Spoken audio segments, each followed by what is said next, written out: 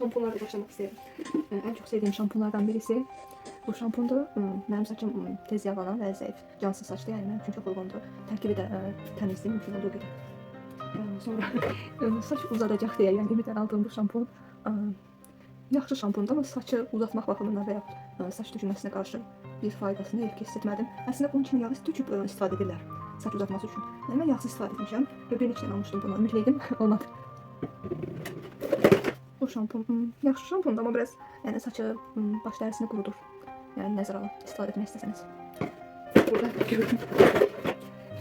Bir ısırık səfər.